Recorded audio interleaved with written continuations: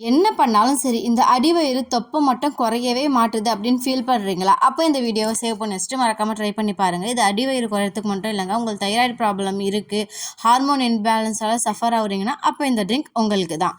அதுக்கு ஒரு கப்பில் வந்து நான் 100 கிராம் அளவுக்கு கருஞ்சீரகம் எடுத்துக்கிறேன். கருஞ்சீரகத்தில் எவ்வளோ ஹெல்த் பெனிஃபிட் இருக்குதுங்க. இது உங்கள் அடிவயிற்றில் இருக்கிற தேவையில்லாத கழிவுகள் எல்லாத்தையுமே கிளியர் பண்ணி கொடுக்கறதுக்கும், உங்கள் ஸ்கின்னை வந்து பிரைட்னிங் பண்ணி கொடுக்கறதுக்கும், முடி வளர்ச்சிக்குமே இது ரொம்பவே யூஸ் ஆகும்.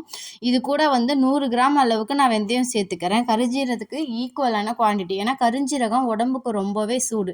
நீங்கள் வெந்தயம் சேர்க்கறதுனால அந்த சூட்டை வந்து குறைச்சி கொடுக்கும். அது இல்லாமல் உங்கள் தைராய்டு லெவலை வந்து நல்லாவே சரி பண்ணி கொடுக்கும். உடல் சூடு உஷ்ணத்தை கொடுக்கும். அடி வயிற்றுலலாம் சில பேருக்கு வலி வரும் இல்லையா, அந்த பிரச்சனை எல்லாத்தையுமே வந்து சரி பண்ணி கொடுக்கும். இது கண்ணுக்குமே ரொம்ப நல்லது. இதையும் நல்லா வறுத்ததுக்கு அப்புறமா ஆற வச்சு ஒரு பாத்திரத்தில் தனியாக வச்சுக்கலாம். இது கூட பட்டைனா சுருள் பட்டைங்க. இதோட அளவு எல்லாத்தையுமே நான் வந்து டிஸ்கிரிப்ஷன்லையும் ஃபஸ்ட் கமெண்ட்லேயும் கொடுக்குறேன் தெளிவாக. அதையும் வேணால் நீங்கள் பார்த்துக்கோங்க. இது வந்து 20 கிராம் அளவுக்கு எடுத்து வறுத்து எடுத்துக்கலாம். இது நல்ல ஒரு ஆன்டி ஆக்சிடெண்ட்டாக இருக்கும்.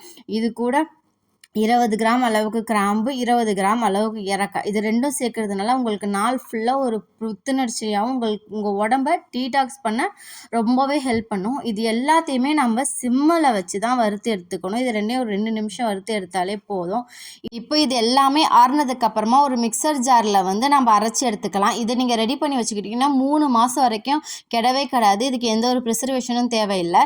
இதை நீங்கள் எப்படி எடுத்துக்கணும்னா, கண்டினியூவாக ஏர்லி மார்னிங் வந்து 15 நாள் போல் ஒரு டம்ளர் சுடு தண்ணியில் கலந்து நீங்கள் குடிச்சிக்கோங்க.